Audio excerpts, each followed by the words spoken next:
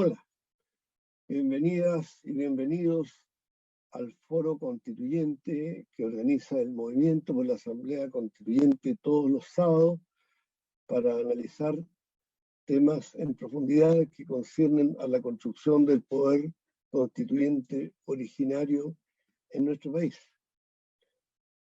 Hace 50 años, el presidente de la República de Chile, Salvador Allende Gómez, dijo ante la Asamblea General de las Naciones Unidas, cito: acuso ante la conciencia del mundo a la International Telegram and Telegraph, ITT, de pretender provocar en mi patria una guerra civil. Esto es lo que nosotros calificamos de acción imperialista. En ese discurso, el presidente Allende dio pruebas elocuentes de que la ITT presentó un plan al gobierno norteamericano con el propósito cito Allende, con el propósito de derrocar a mi gobierno en el plazo de 6 meses. Tengo aquí el documento fechado en octubre de 1971 que contiene los 18 puntos que constituían este plan. Sigue el presidente Allende. Proponía el estrangulamiento económico, el sabotaje diplomático, crear el pánico en la población, el desorden social, para que, al ser sobrepasado el gobierno, las Fuerzas Armadas fueran impulsadas a quebrar el régimen democrático e imponer una dictadura. La ITT y la Kennecott Corporation expandieron su influencia y su ámbito de acción para trastocar las prácticas del comercio entre los estados, las transferencias tecnológicas, la transmisión de recursos entre las naciones y las relaciones laborales. Refiriéndose a estas empresas transnacionales, el presidente Allende concluyó: estamos ante un verdadero conflicto frontal entre las grandes corporaciones y los estados. Estos aparecen interferidos en sus decisiones fundamentales, políticas, económicas y militares por organizaciones globales que no dependen de ningún Estado y que en la suma de sus actividades no responden ni están fiscalizadas por ningún parlamento, por ninguna institución representativa del interés colectivo. En una palabra, es toda la estructura política del mundo la que está siendo socavada.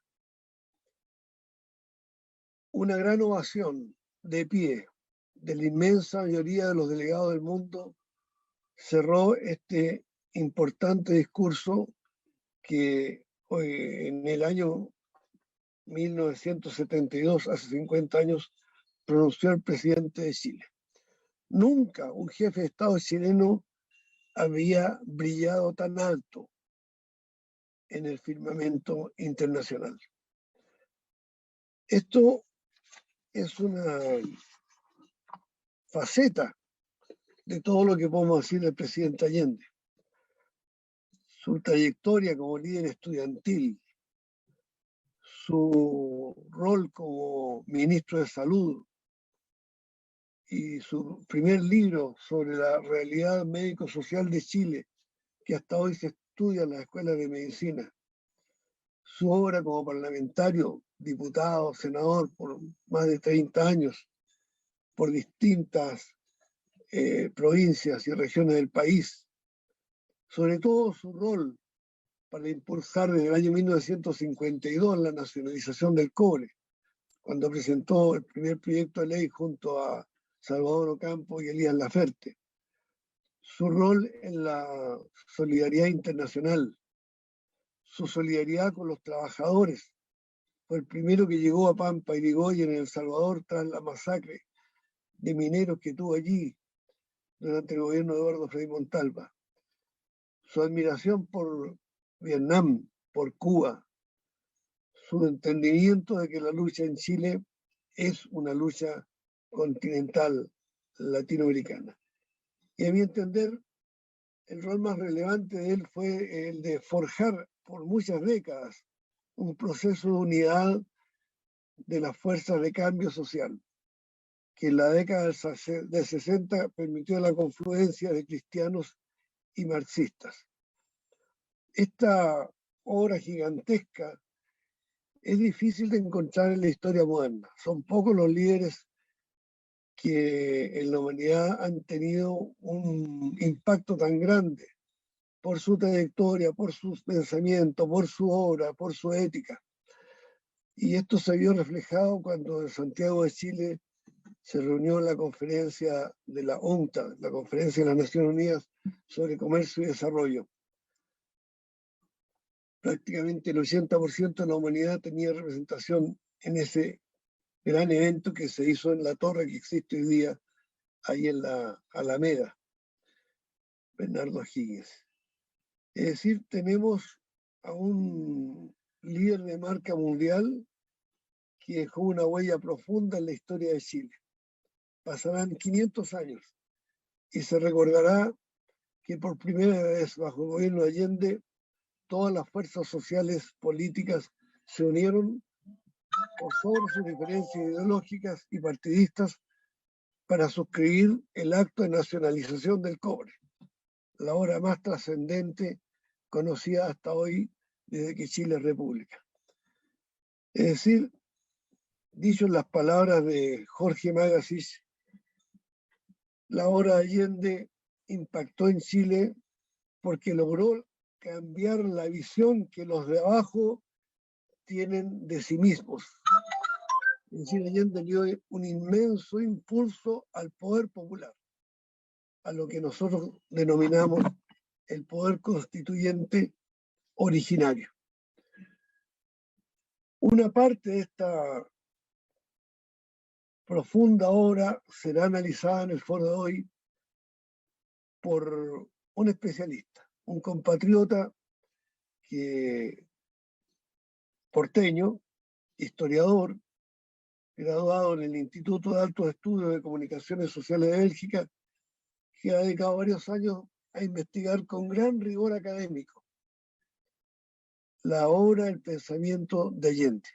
Ya van 2 volúmenes publicados, en uno los orígenes del triunfo de la Unidad Popular y en el otro los primeros 60 días, entre el 4 de septiembre y el 4 de noviembre de 1970, ¿no? Agradezco a Jorge que se haya dado el tiempo de estar con nosotros.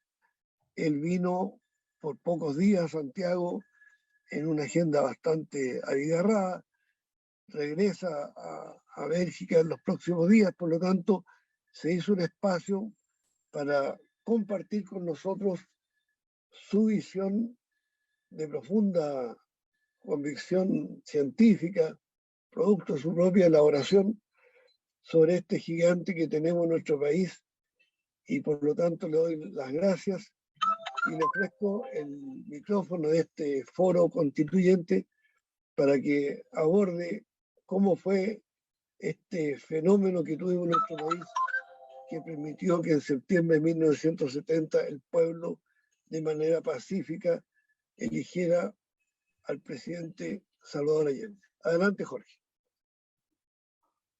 Muchas gracias, Gustavo, y les agradezco esta ocasión de difundir lo que estoy haciendo. Voy a entrar inmediatamente a explicar los objetivos de este trabajo y a presentarlo sintéticamente.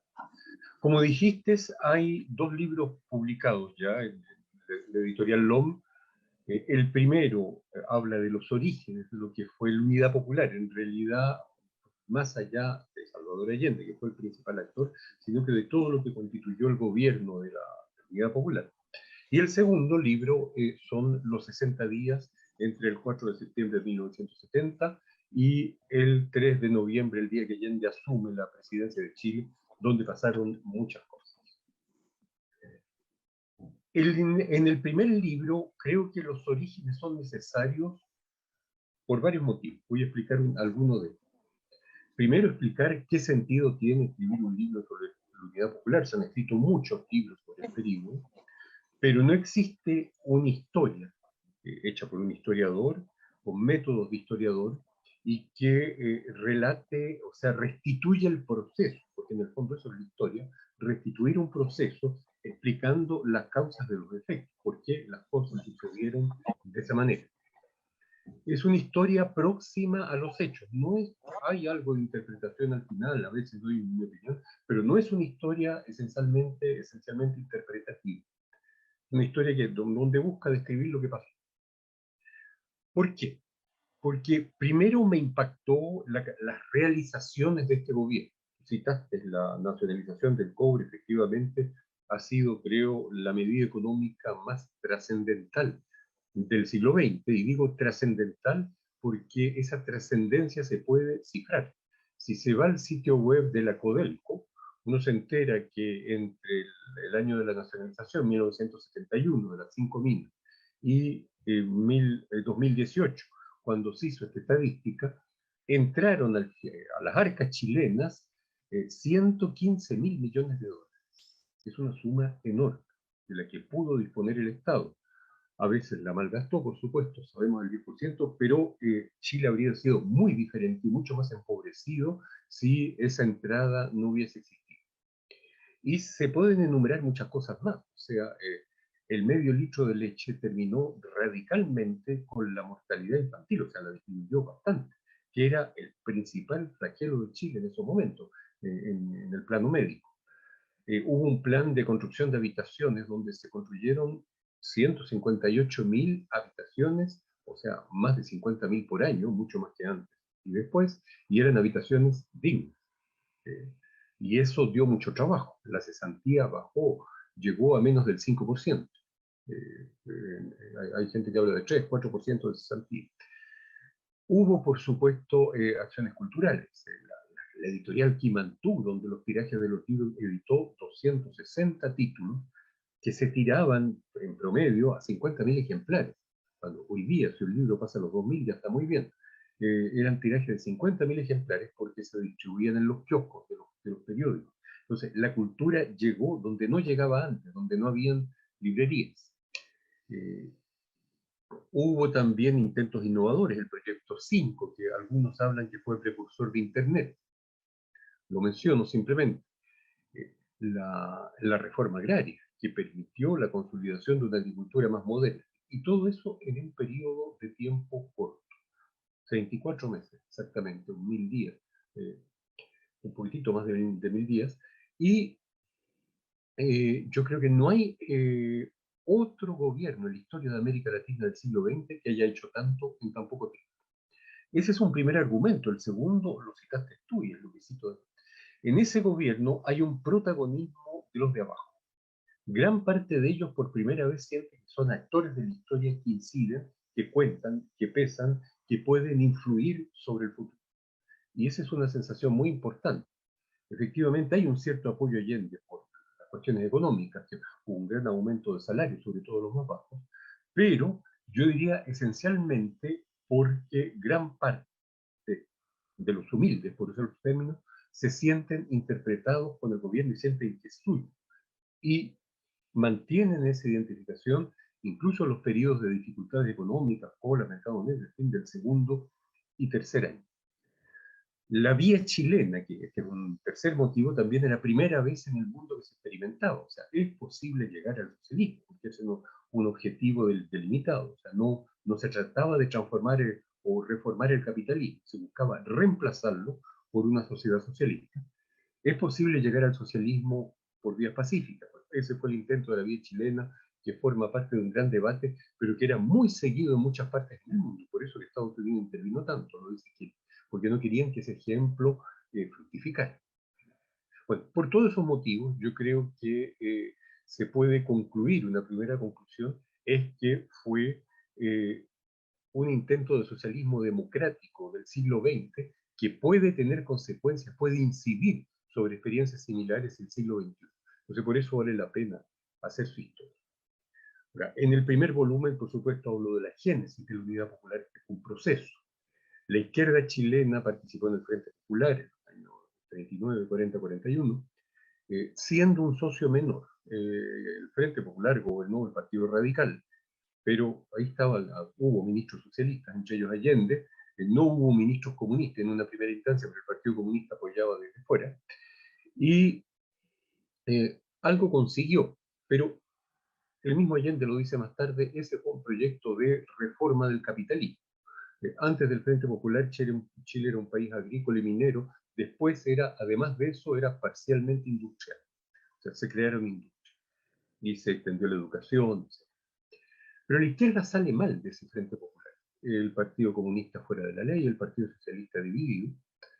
Y yo diría que la génesis de la Unidad Popular comienza en los años 50 con un proceso de reconstrucción que crea la CUT, que crea después el Frente de Acción Popular, donde hay en un comienzo dos partidos socialistas, el Partido Comunista, aún en ilegalidad, después se reunifica el Partido Socialista, designan a Allende de candidato, el Partido Comunista vuelve a la ley, lo que significa que 40.000 personas pueden volver a inscribirse en los registros electorales, cuando el total eran 400.000, o sea, estamos hablando del 10%. Y el año 58, la izquierda es candidata a gobernar Chile por primera vez. Ese año es muy importante en la historia de Chile porque se plantea esa posibilidad. Ya no es solo un proyecto, no es algo simbólico, como decía seis años antes. El FRAP, con Allende como candidato, puede ganar las elecciones. Lo que provoca el pánico en la derecha, que va a ser el miedo, va a ser la palabra que va a definir la derecha hasta el golpe de Estado de 1970. O sea, el miedo a la victoria de un candidato de izquierda. Y ese miedo se acrecienta porque poco después de la Revolución Cubana. O sea, hay una revolución en América Latina. Y en el fondo, bueno, cuento esa historia, Allende va a volver. Allende no ganó el 58 porque hubo una maniobra de la derecha, presentaron otro candidato popular, entre comillas, el cura de Catapilco, que le restó votos a Allende y tuvo justo un poco más de la diferencia entre Alessandri y Allende, que ganó, y Allende que fue el segundo. Después del 64 tienen que unirse todos para que Allende no gane, o sea, interviene la Embajada de Estados Unidos y hace que la derecha se ponga detrás de Frei y que Frei sea el candidato de todos los que querían evitar la victoria de Allende. Y el 70 no pueden hacer, porque hay en la base social, incluso en la base que votaba por la democracia cristiana, un rechazo a una alianza con la derecha. Y la elección es antes.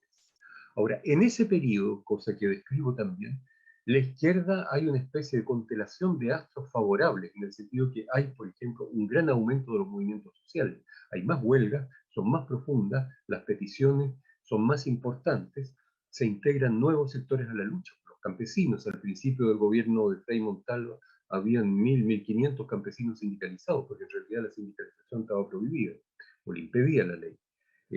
Eso se derogó y se creó una ley de sindicalización campesina a fines de gobierno de Frei Montalva. Había 139.000 campesinos sindicalizados, estaban organizados.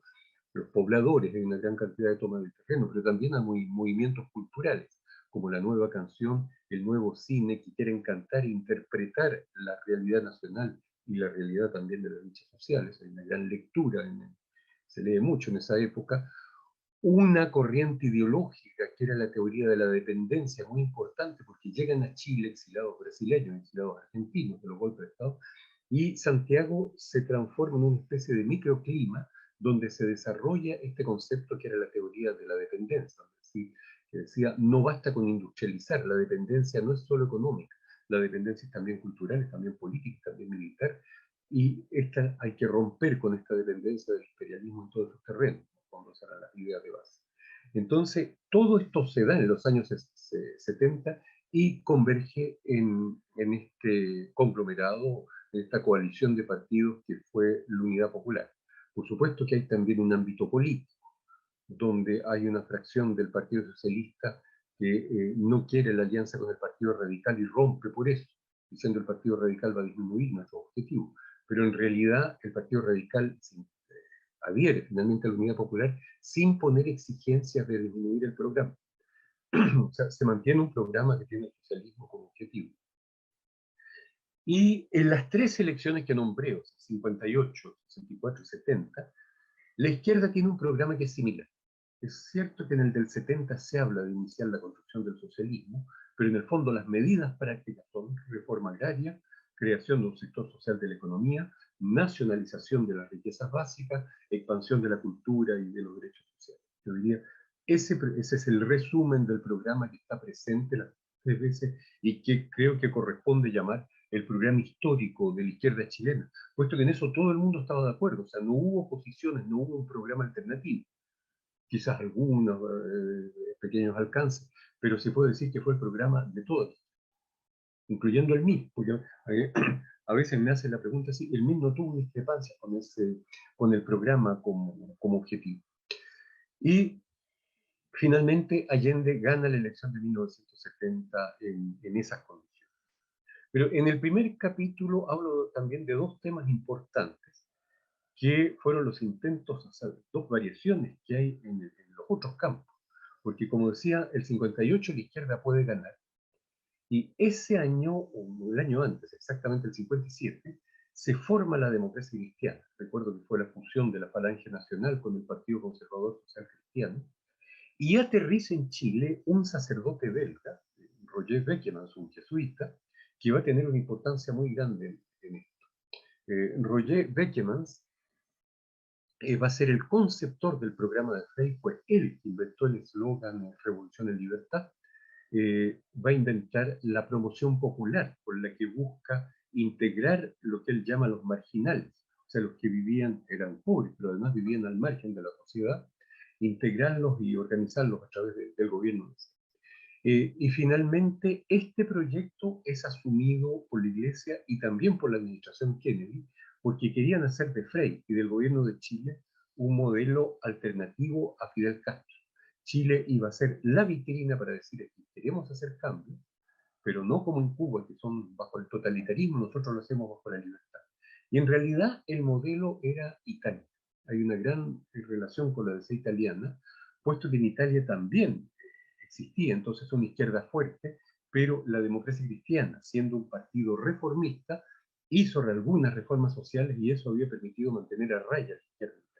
Entonces, Kennedy, una parte de la iglesia, dice, en Chile hay que hacer lo mismo. No hay que apoyar a la derecha conservadora que es ineficaz en este plano, hay que apoyar algunas reformas preventivas como la reforma agraria, este tipo de cosas, para evitar que los de abajo se tornen hacia el comunismo. Eran reformas preventivas. Y la última idea de este tercer libro es también que hay una transformación en la derecha que tiene comparaciones con la actualidad, puesto que la derecha entonces tiene una gran baja electoral. En la elección del 65, conservadores y liberales juntos son 13%, cuando años antes eran 20% cada uno. Se unifican en el Partido Nacional por razones aritméticas, un partido puede elegir más parlamentarios que 2, en resumen, pero hay mucho más que eso. Hay un nuevo proyecto y este proyecto le va a dar un tercer componente del partido que es menos conocido. A ese partido llega otro grupo que se llama Acción Nacional. Quiere en el fondo, a ver, resumiendo algo, se puede decir es un cierto fascismo chileno, pero no el fascismo, no piensa en Hitler y Mussolini. El líder de esto, que era Jorge Prat Echaurren, era un gran admirador de Franco y sobre todo de Oliveira Salazar. Él veía el corporativismo como modelo. Y el Partido Nacional va a estar impregnado de estas ideas de que los militares son la reserva moral de la nación, tienen que jugar un rol en su futuro, hay que subir los sueldos, hay que comprar más armamento, hay que reprimir a la izquierda, que son los agentes extranjeros. Y a partir de entonces, la derecha comienza a mirar hacia los cuarteles. Y uno de los motivos que explica la derechización de Frei Montalva los 3 últimos años de su gobierno es eso. O sea, él teme un golpe de Estado. Y hubo 4 conatos. Uno solo de ellos pasó el acto. Tagnazo debió el 21 de octubre de 1969, pero hubo uno antes, el de Marshall, y 2 después, el de su suegro, y después otro, el del general Gamboa, el intento de golpe de Semana Santa de 1970. Entonces, aunque todavía es minoritario, fue detectado por los servicios de inteligencia, pero el golpismo comienza a manifestarse desde entonces en la Fuerza Armada, junto con la violencia contra la reforma agraria. Yo diría que esas son las grandes ideas, y finalmente así llega la derecha un poco dividida y confundida. El 70 es una nueva campaña del terror que no resulta, y finalmente se llega así hacia la elección. Ese es el primer libro. El segundo es más corto, puesto que son 60 días, pero extremadamente intenso, yo diría que son los más altos, puesto que, simplemente les doy el índice, hubo 3 intentos de golpe de Estado en ese periodo, y la negociación entre la izquierda y la democracia cristiana por el Estatuto de Garantía. Ahora, esto lo hice y quiero contarle 2 o 3 cosas que me parecen significativas, consultando esencialmente lo que se llaman los documentos desclasificados, que están en el sitio web del Departamento de Estado, cualquiera lo puede consultar, hay que tomarse el trabajo de leerlos. Son impresionantes. Yo creo que yo sabía, y muchos sabíamos que Estados Unidos intervino, pero después de leerlos yo diría, yo no sabía que era tanto. El embajador Eduard Corry era un verdadero virrey. El gobierno de Frei Montalva no tomaba ninguna decisión importante sin consultar. Ahora, cuando se habla de documentos desclasificados, no es solo la CIA, es también la CIA. Pero están todos los informes de Corry, por eso se sabe, me reuní con Frei y hablamos tal cosa. Y eso está en los informes, con algunos tachones a veces. Estará el 90%. Pero en fin, hay suficiente para hacerse una idea. Después están los informes del grupo del Comité 40, que era el que decidía las acciones encubiertas, de los militares estadounidenses, de la Casa Blanca, de una especie de comité ejecutivo del Comité 40. O sea, hay unas 6 instituciones estadounidenses que intervienen en Chile, y están los informes de todas ellas, y a veces están en desacuerdo entre ellas. O sea, no es un bloque monolítico. Por ejemplo, si el primer intento de golpe de Estado fue lo que se llamó el Gambito, que fue el intento de que se votara por Alessandri en el Parlamento y que él renunciaba y se llamaba una nueva elección, que fue planificado antes de la elección, fue una de las cosas que descubrieron. Después hubo un segundo intento que fue el golpe de Estado de Fiestas Patrias, totalmente concebido por el embajador Eduard Corry. Y es ahí donde dice, por ejemplo, el enlace con Frei era el ministro de Defensa de la época, Sergio Osa Petro. Frei no se veía por Corry, tomaban sus medidas de seguridad, y él le pregunta, ¿puedo decirle a los militares chilenos que Estados Unidos va a negar la ayuda? ¿Puede decirles que no va a haber ni una tuerca ni un tornillo y que vamos a hacer todo lo posible para sumir Chile en la hambruna y en la pobreza? Palabras de Corry, citadas por el mismo. Y añade, hay que neutralizar al general Schneider. Es el segundo que lo dice, puesto que el primero fue Agustín Edwards, cuando les hace un informe en Estados Unidos. En fin, y el tercer intento de golpe de Estado fue el que culminó con el asesinato del general Schneider, que fue precedido de una ola de atentados terroristas que los hicieron pasar por atentados de izquierda. Y también, digamos, hay un debate muy interesante en la democracia cristiana entre votar o no el Estatuto de Garantías Constitucionales. Termino citando un solo ejemplo. Por ejemplo, cuando la democracia cristiana va a entregarle a Allende sus condiciones, le entrega un documento público, o copia a los periodistas, que eran garantías democráticas habituales, derecho a reunión, derecho a asociación, libertad de prensa, libertad de enseñanza, cosas así, que no presentaban ningún problema para la izquierda. Y un documento discreto, cuya autoría después reconoció el mismo Patricio Elwin. Y en ese documento discreto le pedían que se despojara al jefe de Estado de la prerrogativa de designar los comandantes. Y en eso Allende responde no, al día siguiente por la prensa, antes que fuera publicado. Yo soy un celoso defensor de las prerrogativas del jefe del Estado, ni siquiera la Unidad Popular va a poder incidir en eso, pero no acepto que me despojen de esa prerrogativa. Prefiere no ser presidente antes que renunciar a eso. Y la democracia cristiana no insistió, en fait. Elwin trató de insistir en la Junta Nacional, pero con poco éxito. Esas son generalmente las cosas que describo. Después te podría hacer un anticipo, porque ya tengo bastante avanzado lo de 1971, pero esas son las cosas que describen los 2 volúmenes. Sobre ese aspecto quisiera que lo viéramos más adelante, pero creo que ha hecho un encuadre bastante riguroso desde el punto de vista de que la lucha interna en el país, el movimiento popular, pone a la defensiva a la oligarquía, que tiene que aceptar la reforma agraria, por ejemplo, ¿no? Que tiene que aceptar leyes en beneficio de los trabajadores, pero que llega el momento en que la representación política de los oligarcas se hunde. Cuando tú señalas el año 65, que llegan al 13% de los votos, y el 66 inmediatamente, al año siguiente, forman el Partido Nacional, que en su primera declaración virtualmente hace un llamado a las Fuerzas Armadas. Es decir, ellos admiten que mediante la vigencia de una democracia electoral participativa, esa vieja oligarquía que había estado 160 años en el poder no podía mantener sus privilegios.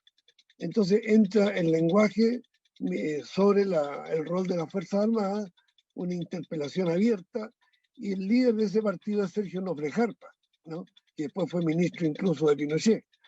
De manera que a mí me parece relevante que, habiendo juego democrático, la izquierda levantó vuelo, Allende impulsó reformas que tú has diseñado muy sintéticamente, que el pueblo las valoró mucho, y logró nacionalizar el cobre y unir a todo Chile. Es una victoria estratégica la nacionalización del cobre.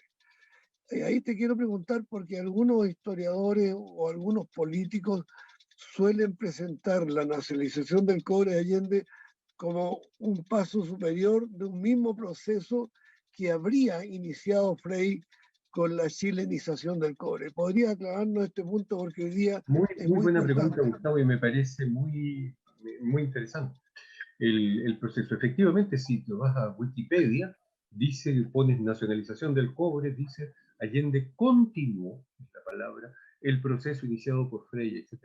Si vas al sitio web de Codelco, lo mismo. Entonces, y yo he visto muchas declaraciones, incluso de gente bien intencionada, que repite eso que se ha transformado en una especie de verdad, pero las cosas no son así. Y voy a tratar de demostrar en 2 o 3 minutos que, en el fondo, la nacionalización fue una ruptura con la chilenización. Y para nacionalizar fue necesario deshacer la chilenización. ¿Qué fue la chilenización? En realidad fueron 2 procesos. Una que fue el año 65, llamado chilenización, y otra el año 69, llamado nacionalización pactada, pero que en realidad era lo mismo.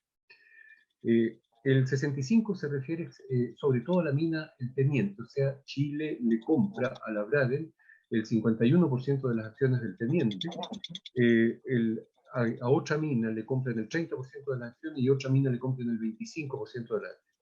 Esa fue la chilenización, pero con algunos detalles importantes. Además de que el precio que pagaron por las acciones fue extraordinariamente alto, eso no es lo más importante, ahí hubo un problema de que le pidieron, ¿pasa algo? Le pidieron a las sociedades que invirtieran. Y que estoy escuchando una radio, no sé qué pasa ahí. Jaime, hay una interferencia. Hay una radio, se escuchaba una radio. Ahí está.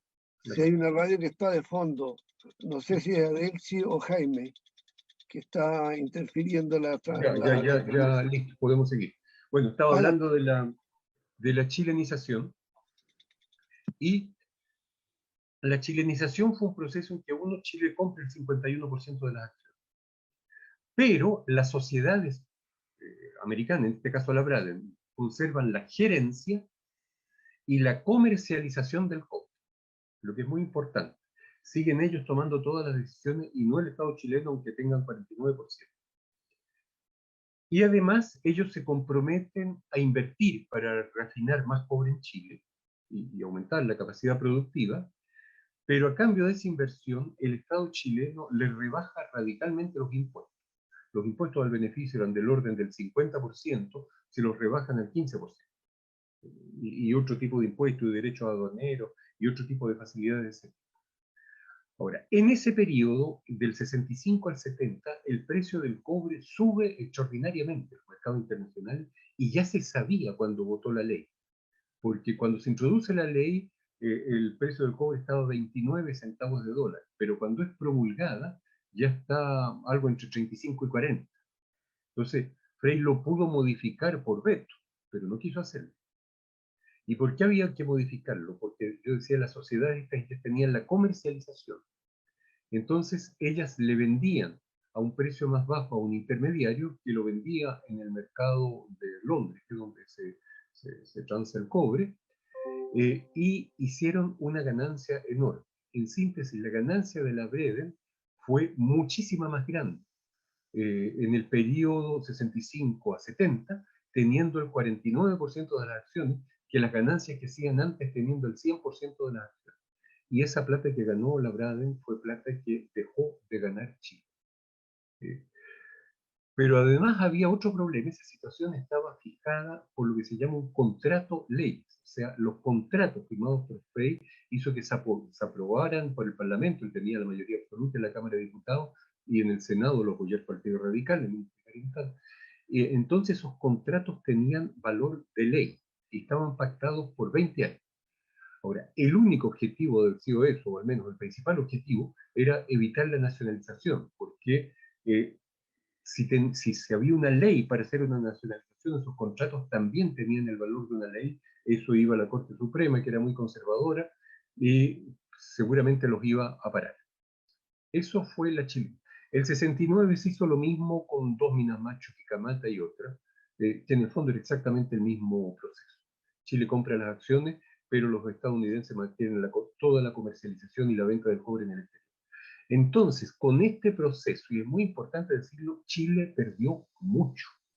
Radomiro Tomic, cuando era candidato, dice que fue un error no haber nacionalizado en 1965, porque con los ingresos de Chile se pudo haber pagado toda la mina, el precio que pedían, incluso habrían quedado ganancias.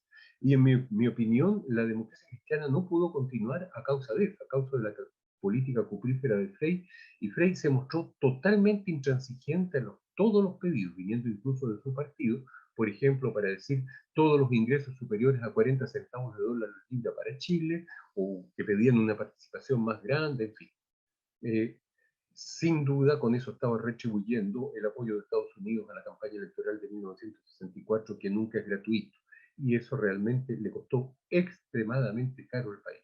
Fue una oportunidad de tener un ingreso de capitales muy grande que habría permitido desarrollar, que no se tuvo porque esos capitales se las llevaron las compañías.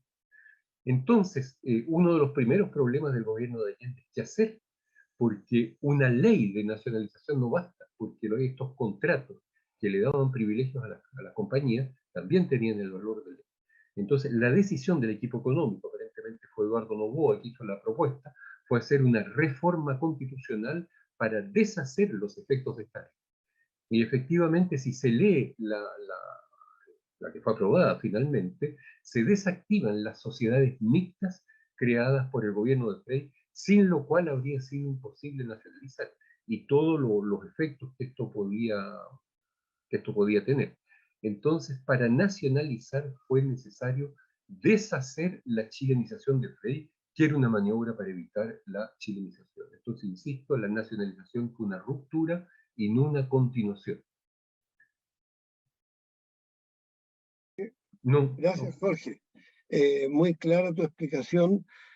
Confieso que te hice la pregunta de manera muy intencionada, porque estuve en los debates de la Convención Constitucional cuando el representante de la derecha decía que terminar con la entrega del cobre a las empresas extranjeras, con la privatización que ha tenido lugar en los últimos 30 años después de Patricio Aylwin en adelante, era un retroceso histórico, decía él, ¿no?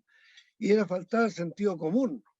Entonces, para este señor el sentido común consiste en desarmar lo que fue la nacionalización del cobre, entregarle a capital extranjero para que se lleven aproximadamente 40.000 millones de dólares anuales, ¿no? Y dejar que el capital extranjero industrialice el cobre, lo manufacture y haga entonces venta de su manufactura a Chile, que paga por su propio cobre precios siderales. Creo que es muy relevante la conclusión que tú sacaste con Radomiro Tomic, porque cuando Allende triunfa, con el 37% de los votos, lanza la nacionalización del cobre, Radomiro Tomic apoya la nacionalización del cobre de Allende. Creo que tengo aquí a mano, la puedes mostrar, la tapa del libro de Jorge Magasich, en que registra la entrevista que tuvo Tomic con Allende el 5 de septiembre de 1970, al día siguiente que triunfa Allende, ¿no? Se entendía que al triunfar Allende iba a dar un golpe de Estado a Estados Unidos a intervenir. Por eso Tomic se apura y con su esposa llegan a la casa de Guardia Vieja y lo recibe ahí Allende con Tencha, ¿no? Y sellan una unidad estratégica para nacionalizar el cobre. Y Allende y Tomic representaban el 66 y 68% de los votos, ¿no? De manera que era una alianza muy democrática en que una mayoría sólida del pueblo chileno quería dar este paso. Y frente a esto, entonces, la derecha se desarmó, incluyendo la derecha de la democracia cristiana, ¿no? Que Erwin, que era siempre y fue la derecha de la democracia cristiana, se resistió a la nacionalización. Pues bien, cuando se logra la unanimidad con el apoyo del clero, de la Iglesia Católica, del cardenal Silva Enríquez, de la Iglesia Luterana, de la mayoría de la Iglesia Evangélica, de la Masonería, del Ejército, de la Marina, de la Aviación, de Carabineros, todas las fuerzas vivas, los sindicatos, las universidades, apoyando esta nacionalización, sin duda la popularidad de Allende crece sobre el 70%, según encuestas internas, ¿no? Y un presidente que nacionaliza el cobre y tiene sobre el 70% de popularidad no puede ser derrocado pacíficamente. Y tampoco lo iban a derrocar los generales chilenos. Tenía que intervenir Estados Unidos. No había otra solución. Y como Estados Unidos ha intervenido en Honduras, en Guatemala, en México, en Cuba, etcétera, una gran cantidad de países durante más de 100 años, ¿no? Desde la doctrina Monroe en adelante, era evidente que la derecha chilena no habría podido derrocar a Allende, no habría podido restablecer el capitalismo como lo hizo sin que Estados Unidos interviniera, ¿no? Pues bien, intervino Estados Unidos, está el asesinato de Pérez Sujovic, que es una maniobra de la CIA, y empiezan los atentados terroristas, y todo esto está muy documentado en el libro de Magazine, la intervención de la CIA y otras agencias norteamericanas, y esa intervención sigue hasta hoy, porque según las encuestas de opinión pública, la mayoría de los chilenos quieren nacionalizar el cobre, pero resulta que llegamos a la Convención Constitucional y cuando una gran mayoría de convencionales dice queremos nacionalizar el cobre, logran 98 votos y los que se oponen logran algo así como 40 votos. ¿Cuál es el resultado de eso? Que es rechazada la moción. Es decir, sacamos 98 votos, en cualquier país del mundo ganamos, ¿verdad? Por amplia mayoría, mucho más del 50%. Pero como no tenemos los 2/3, prevalece la opinión de los 40 votos que se oponen a nacionalizar el cobre. Y eso no es producto del Espíritu Santo. Eso es producto del trabajo de zapa o conspirativo, bajo cuerda, en los pasillos, ¿no? De la agencia de seguridad y de las propias empresas mineras que financian noticieros de televisión, de prensa, de radio, financian periodistas, financian a sectores influyentes de los poderes fácticos en Chile y logran el gran resultado. Ellos no tienen problema que la convención tome muchos acuerdos para democratizar el país, pero lo que no pueden aceptar es que la convención nacionalice el cobre como lo hizo Salvador Allende con la unanimidad del Parlamento chileno. Y a esa unanimidad, ¿no?, le restan toda visibilidad y ellos dicen que no, que la privatización que hicieron desde Erwin en adelante, eso es lo normal, eso es el sentido común. En cambio, la nacionalización que hizo Allende vendría a ser una cosa de extremismo, de ultraizquierdismo, en que está involucrado Allende y Radomiro Tomic. A este nivel se han trastocado los valores de la sociedad chilena y eso es producto de un proceso que arranca desde esta década del 70, que ilustra muy bien Jorge Magazine en su libro.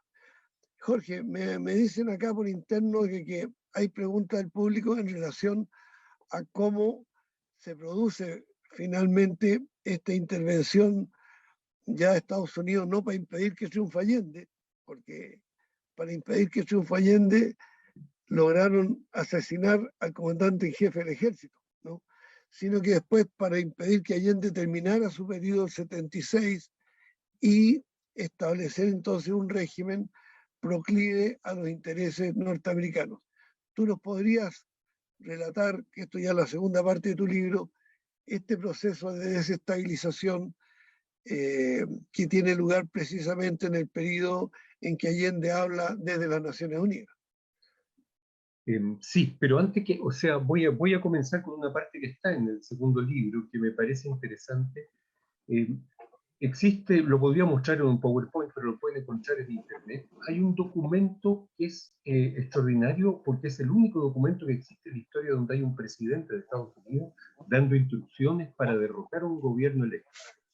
Ustedes saben, la decisión, la orden de efectuar un golpe de Estado en Chile la da Nixon, Richard Nixon, el 15 de septiembre de 1970, en un día martes, en una reunión en el Salón Oval de la Casa Blanca, donde estaban presentes Henry Kissinger, John Mitchell, que era el ministro de Justicia, y el jefe de la CIA, Richard Helms. Y el jefe de la CIA tomó nota. Y esas notas, 5 años después, tuvo que depositarlas ante la comisión parlamentaria, la comisión Church. Y por lo tanto son conocidas. En esas notas están 10 millones más necesarios, nuestros mejores hombres, un plan de acción en 48 horas, made the economy scream, hacer aullar la economía, etc. Esas son las notas. Y ese documento está en internet, se puede encontrar. Perdón, yo Está en el libro. voy a agregar ahí, Jorge, que una de las frases de Nixon es: voy a aplastar a Allende como una cucaracha, y lo dice golpeando la mesa. Está en el Sí, pero registro del informe Church. eso lo dijo delante del embajador unos días después. Pero ese documento, ahora, ¿qué suscitó, qué hizo que Nixon diera esa interpretación? Yo creo que antes de ese día, el 15 de septiembre, tuvo dos informes. Un informe de Eduardo Frei y otro de Agustín Edwards. ¿Cómo se dieron esos informes? O sea, días antes, pero el martes 15, el sábado 11, Frei está en Viña del Mar, en el Palacio del Cerro Castillo, y pide reunirse con un tal John Richardson, viceministro de Educación de Estados Unidos, que estaba en un congreso en Viña del Mar.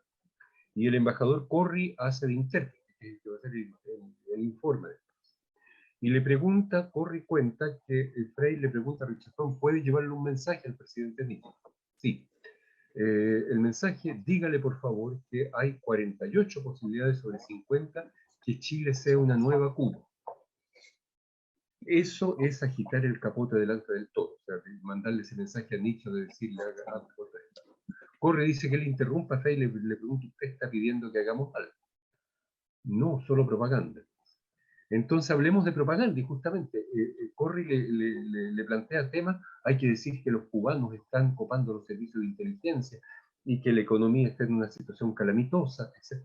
Estupendo, responde Frei cada vez aprobando las campañas de prensa. Entonces el rol de Frei fue golpista en 1970 y digamos estaba por la lucha armada, por decirlo de otro modo, estaba dispuesto a aplastar el movimiento a través de la fuerza de las armas. El segundo informe, que es el de Agustín Edwards, él aterriza en Nueva York primero el día siguiente, el domingo 13 de septiembre, aloja donde Kendall, el jefe el presidente de la Pepsi Cola, y él le dice, ya te tengo todo listo, mañana lunes reunión con desayuno con Kissinger. Le hace un informe de la situación de Chile y Kissinger le dice, por favor, hazle un informe completo al jefe de la CIA que se va a reunir contigo el lunes al mediodía. Almorzaron juntos. Y el jefe de la CIA llega con un asistente que apuntó todo lo que ocurrió en esa reunión y esos apuntes son conocidos, salvo las partes tachadas, porque hay algunos que están tachados. Pero bueno, ¿y qué dice Edwards? Le da un informe de la situación económica, que le dice lo mismo que Frei, peligro de que Chile va a ser un país comunista como Cuba, y después comienzan a evaluar la opción militar. Y Edwards tenía un gran conocimiento de las Fuerzas Armadas. El jefe de Carabineros, Vicente Huerta Celis, quiere ser algo, pero no lo puede hacer solo. El jefe de la aviación, Guerrati, también, pero no es muy inteligente, le dice. El jefe de la Marina, el almirante Jorge Angulo, no es fiable, hay que reemplazarlo. 15 días después lo reemplazaron por Tirado Barrios, que era golpista. En fin, y con el que no se puede tratar es Schneider, hay que neutralizar. Bueno, eso es lo que le dice Edwards al decir. Entonces, Nixon recibe ese fin de semana, no ese lunes, el informe Frei, y el informe Edwards, y después de esos dos informes da las instrucciones de organizar un golpe de Estado. Y en Chile hay un verdadero círculo, por decirlo así, creativo, que está intentando evitar que Allende llegue al poder, donde indudablemente está Eduardo Frei Montalva. También está Andrés Saldívar, que pronunció un discurso que fue inspirado por el embajador Corry. Fue el embajador Corry que le dijo, vaya a la televisión diciendo que va a ser un informe económico, pero pinta una situación calamitosa. Es exactamente lo que fue detectado también por la izquierda de la época. Hay un documento del Miren Punto Final donde detectaban exactamente lo mismo. Eso iba a precipitar la renuncia de los ministros militares, que iban a anular la elección del Parlamento. Julio Durán Neumann era otro de ese círculo. Marqués Bulnes también era el contacto con los militares. Todo ese mundo, y Sergio Zapretó, estaba tratando de evitar que finalmente Allende llegara al gobierno. Y maniobró para intentar un golpe de Estado en Chile. Ahora, las preguntas que me hacen después, eso está extraordinariamente bien documentado, aunque no está todo. Yo creo que una de las cosas que Chile le debería pedir a Estados Unidos es conocer íntegramente todos esos documentos. Por ejemplo, hay un plan de asesinato de Allende, denunciado en ese tiempo por un capitán de la facha, el capitán Jorge Silva, que está en internet. Yo conversé con él, también vive en Inglaterra, donde no está bien, o sea, la CIA no ha desclasificado nada al respecto, estaba la CIA detrás de eso. Entonces, todo eso se da en esos momentos. Es impresionante cómo organizan campañas de prensa. Ahora, todas las campañas después, sería muy largo, van a decir que después del asesinato de Schneider, la CIA quedó desorganizada. Antes de Schneider, ellos introdujeron 5 agentes especiales en Chile, el nombre de 2 de ellos es conocido, para contactar a los militares, suministrar armas al grupo UYO, llegaron las armas por valija diplomática, en fin. Pero todo esto falla, fracasa cuando finalmente el ejército no va al golpe después del asesinato de Schneider, y la CIA también se equivoca y tiene su golpe. O sea, ellos dicen que les costó 6 meses reorganizarse y comenzar de nuevo a tener informe de todos de los diferentes partidos políticos. Y aparentemente la CIA logra reorganizar su antena en Chile hacia septiembre de 1971. Y ahí comienzan una ofensiva nuevamente. Y por supuesto, bueno, sería muy largo contar el resto de la historia, pero financiaron las huelgas patronales, la huelga de los camioneros, las campañas de prensa, y cogieron los temas. Todo eso está en esas campañas de desestabilización. No sé si hay otras preguntas. Gracias, Jorge. Yo creo que por la dinámica de este programa, normalmente en la última parte buscamos un derrotero hacia el futuro. Por eso el título de este foro es Rescatar a Allende no por nostalgia ni por un sentimentalismo, sino que porque su lucha tiene plena vigencia. Y como te decía, en estos días aparece un conflicto dentro de la Convención Constitucional, con un escenario en el que se podría decidir el destino de Chile. En circunstancia que los otros poderes que operan fuera de la Convención están operando en gloria y majestad. Las empresas mineras están ganando más que nunca, los grupos económicos, el grupo Lux aumentó el 70% de sus utilidades, los bancos, los seguros, ¿no? Por cierto, las Fuerzas Armadas están ahí con un poder conectado dentro del Estado. Entonces, la élite dominante, la que tiene el control fáctico de la sociedad chilena, le ha bajado el perfil a la convención, y con este mecanismo de los 2/3 hay muchas mociones que son muy importantes para el bien de las chilenas y de los chilenos en materia de salud, de educación, para los pueblos originarios, para los ambientalistas, para los derechos humanos, que no se pueden aprobar. Entonces el titular del Mercurio y de la prensa es: el Pleno rechazó las propuestas de la Comisión. Esto va con la letra grande. Lo que no da es que en la letra chica dice claro, rechazó porque la iniciativa tal o cual sacó 98 votos, sacó 100 votos, incluso hay una iniciativa que sacó 102 votos. Y se opusieron y se pusieron, no 102, porque el quórum es 103. Entonces, claro, si tú tienes 102 votos, pierdes. Y los que sacaron 40 votos o 30 votos, ganan. Y a esto Mira, se le llama sentido común. Me permito responder tu pregunta. ¿Qué nexos hay entre finalmente el proyecto de Allende y lo que está sucediendo ahora? Ese es el punto. Yo diría que el principal nexo es recuperar, y se está haciendo, el vínculo histórico con el programa histórico de la izquierda. Te dije hace unos minutos que en 3 elecciones presidenciales y durante 20 años, el programa de la izquierda era nacionalización de las riquezas básicas, reforma agraria, sector social de la economía y derechos sociales. Se podría resumir en esos 4 puntos. Yo creo que esos 4 puntos siguen vigentes, con nuevas tecnologías, por supuesto, el mundo ha cambiado en 50 años, pero cambia, pero también se mantienen ciertos elementos de base que están presentes. Yo creo que hoy día, más que reclamar quizás lo que podríamos llamar el socialismo, o lo que Mélenchon en Francia llama una sociedad donde los hombres estén en armonía entre ellos y en armonía con la naturaleza, que en el fondo es una forma de designar el socialismo, pero lo que se pide son derechos sociales. Derecho a la vivienda, derecho a la educación, derecho a la pensión, derecho a la cultura, a la salud. Esos derechos sociales necesitan recursos, y esos recursos solamente se pueden tener si el Estado es propietario de las riquezas básicas. Entonces, para que hayan todas esas cosas, es necesario que Chile recupere su cobre, y recupere el litio, y recupere el mar, y que haya una reforma fiscal importante, y que además que el Estado tenga participación en empresas donde puedan obtener ganancias y puedan también arrojar recursos. Solo así y no de otra manera se va a poder financiar la educación, la jubilación y otros derechos sociales. Entonces yo creo que el nexo es ese. Y lo que ocurrió, yo entiendo que, recuerdo que Allende nacionalizó la gran minería del cobre, que entonces eran 5 minas.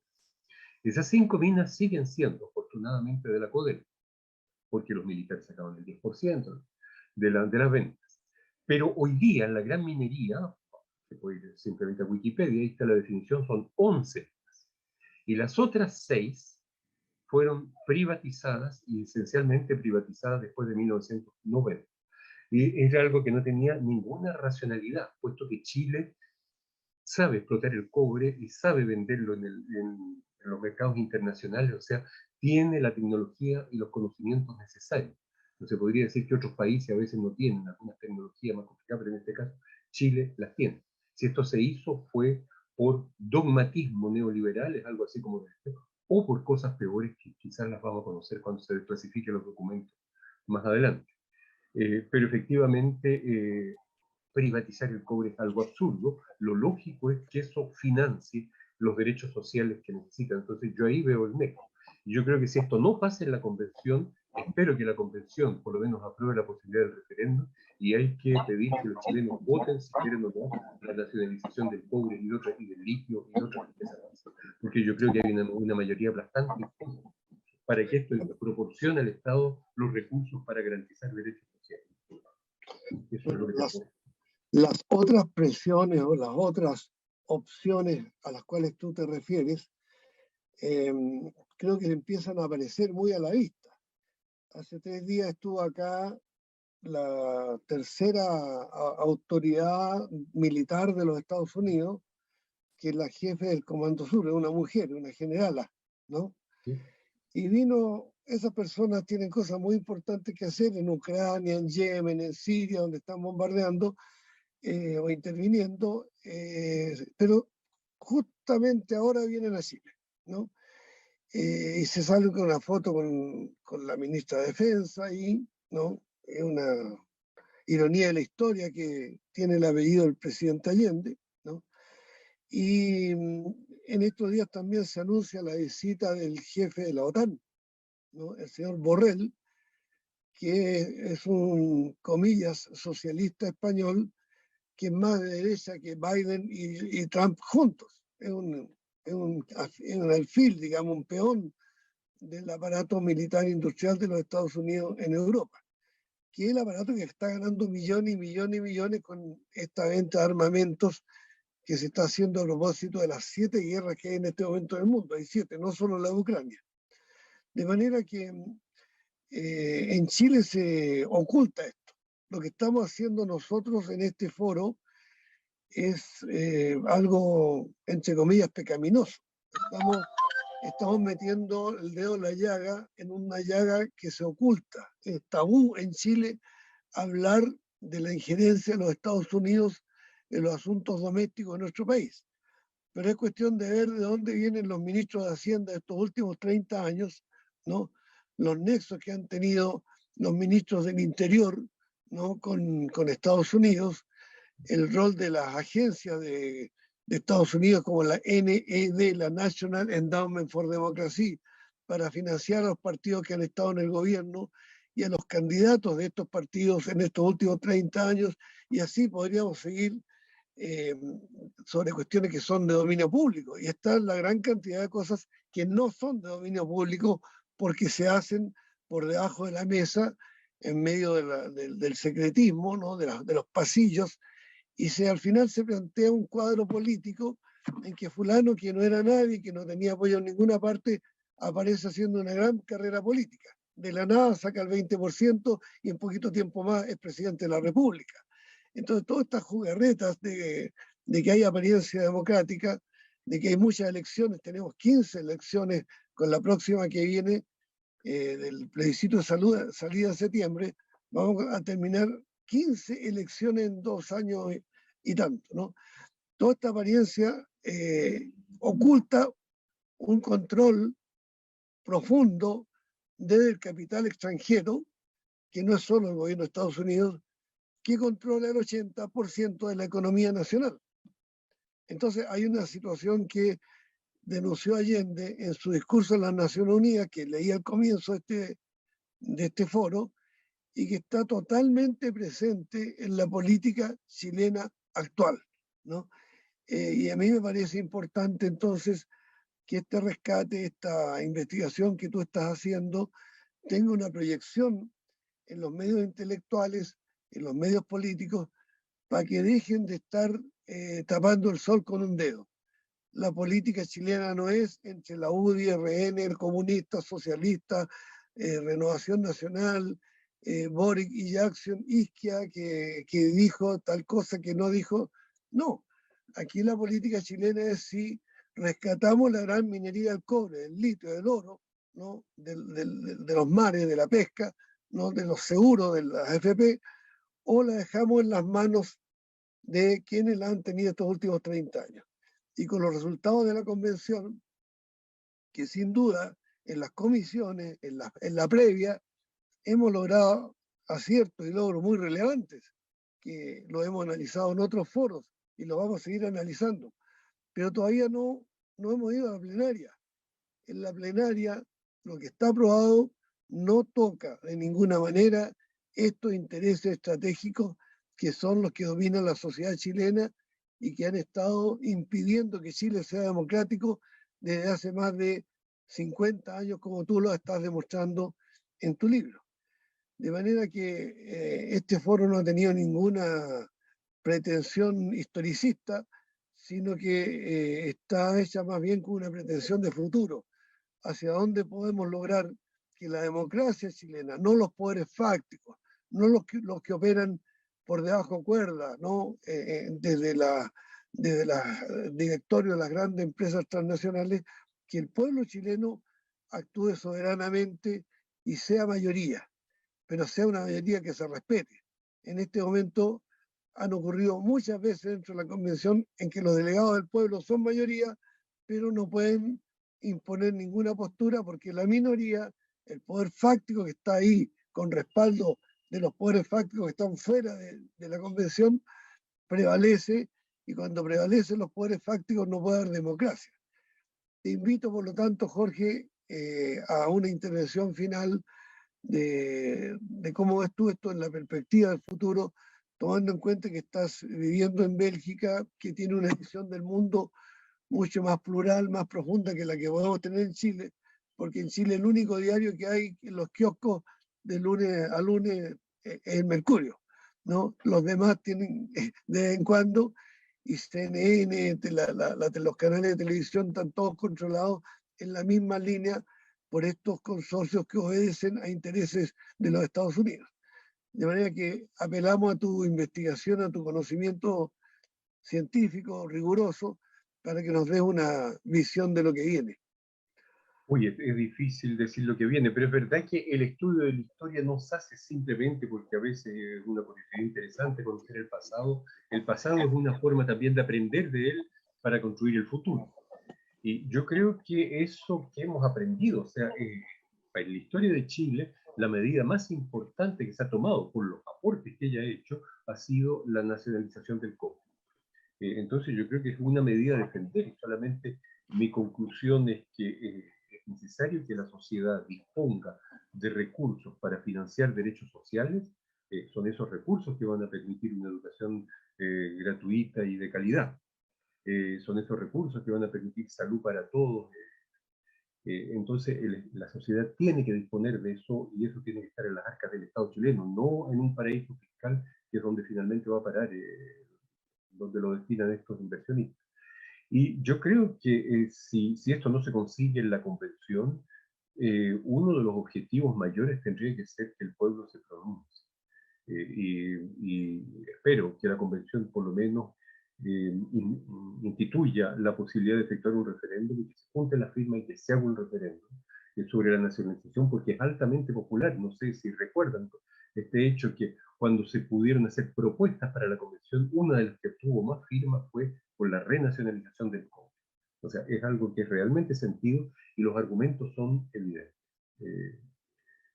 Entonces, si no se consigue en la convención, yo creo que este objetivo, esto que consiguió Salvador Allende por unanimidad del Parlamento, por último se debería respetar esa decisión, en 1971, los chilenos deberían tener derecho a restablecerlo. La dictadura lo borró por la fuerza y sin la razón, es el título de un libro de Garretón, el defensor de derechos humanos que varió, sobre los bandos militares. Por la fuerza y sin la razón se fue derogado. Yo creo que hay que volver a hacer que impere la razón, y que el pueblo pueda imponer el derecho a poseer bienes para financiar derechos sociales. Bueno, van de la mano en realidad las dos, los dos escenarios. Por un lado, deberíamos hacer toda la fuerza posible para que la convención finalmente rescate el sentido común, rescate el patriotismo, rescate la unidad nacional que se produjo el 11 de julio del 71, y le ponga fin al acto cobarde, cruel, antipatriótico que fue el bombardeo a la moneda y la penetración de los capitales extranjeros en todos los ámbitos de la sociedad, no solo en el cobre, ¿no? Pero para que eso sea posible, supongamos que lográramos nosotros instituir en la nueva constitución el plebiscito. Ese plebiscito, con control de prensa totalmente del bando imperialista, del bando de la élite dominante, lo podemos perder. Aquí lo importante es que el movimiento social, las fuerzas políticas que quieren nacionalizar el cobre, que quieren que haya en Chile una asamblea constituyente de verdad, que sea soberana, no como la convención que no es soberana, depende de las decisiones del Parlamento actual, ¿no? Ese movimiento se una.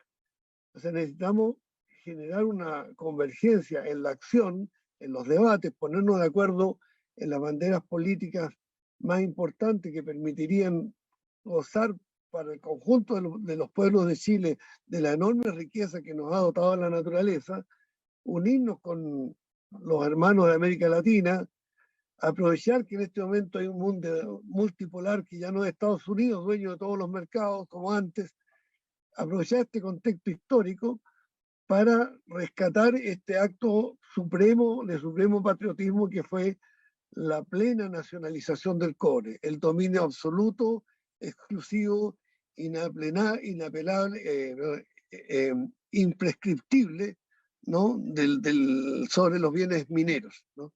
A mi entender, el desafío de hoy es que, independientemente de los acuerdos que se logren alcanzar en la convención, con todo este marco estrecho, estos candados, estas trampas que nos pusieron el 15 de noviembre por presión de la Embajada de Estados Unidos, el 15 de noviembre del 2019, independientemente de estas ataduras que nos impiden actuar con plena soberanía, nosotros sigamos produciendo desde la base social un movimiento vigoroso, este movimiento que, como lo dice Magazine en su libro, hace que el pueblo tenga conciencia de su propio poder, que el pueblo es poder constituyente originario y no tiene por qué endosarle a un partido, a un caudillo, a una logia, a una élite su destino. No tiene por qué estar a la espera de que en la cúpula se resuelvan los problemas del Estado, sino que tome el poder en sus manos, actúe con autodeterminación y establezca un proceso de saneamiento de la sociedad chilena, de democratización de la sociedad y el Estado, pasando de luego por barrer con toda esta enorme corrupción que ha sido inherente al proceso político de los últimos 30 años. Te quiero agradecer, Jorge, porque has hecho una exposición muy sólida, si bien es cierto a partir de tus propias investigaciones, pero creo que son miles nuestros amigas y amigos que en todo el mundo nos ven, nos oyen y que van a estar de acuerdo con las conclusiones que tú nos has entregado en esta oportunidad. Un saludo particular a nuestros amigos allá en Bélgica, ¿no? Esperamos que sigan estos foros los días sábados, ¿no? Hemos tenido foros muy relevantes y bueno, en los próximos días en que se va a estar votando en la convención estas propuestas sobre el agua, sobre los pueblos originarios, sobre el cobre, esperemos que la mayoría se imponga sobre la minoría y no ocurra como hoy en que las fuerzas conservadores que están dentro de la exconcertación y dentro del Chile Vamos, siendo ellos una minoría, rechazan los acuerdos que impulsan 100, 101, 102 convencionales. O sea, 102 convencionales pueden menos que 40 convencionales. Esa es la trampa en la que nos metió esta élite el 15 de noviembre del año 2019, y esa trampa hecha en secreto en la cúpula, hay una sola forma de derribarla, con presión social, con manos limpias, con debates transparentes, sin componendas de ninguna cocina, en ningún secreto, de ninguna cúpula. Es con el poder vivo de la sociedad, de todos los sectores políticos, sociales, que tienen el corazón bien puesto, el patriotismo y sobre todo el deseo emancipador que arrastra felizmente la historia de Chile desde hace más de 500 años y que tuvo en Salvador Allende un ejemplo portentoso que nos enorgullece ante todo el mundo. Muchas gracias, Jorge. Gracias, Jorge, a Jaime Parra, a Delchi, a los compañeros del equipo de difusión del Movimiento Asamblea Constituyente, a los canales de Facebook que reproducen este programa, y les reitero que en algunas horas vamos a tener disponible un link de YouTube que lo vamos a informar a través de las cadenas de Facebook para que puedan ayudarnos a viralizar este foro a través de todo el mundo, donde ahí, no nos olvidemos, más de 1,5 millones de chilenos que son tan patriotas como nosotros mismos. Muchas gracias. Buenas noches. Gracias a ustedes.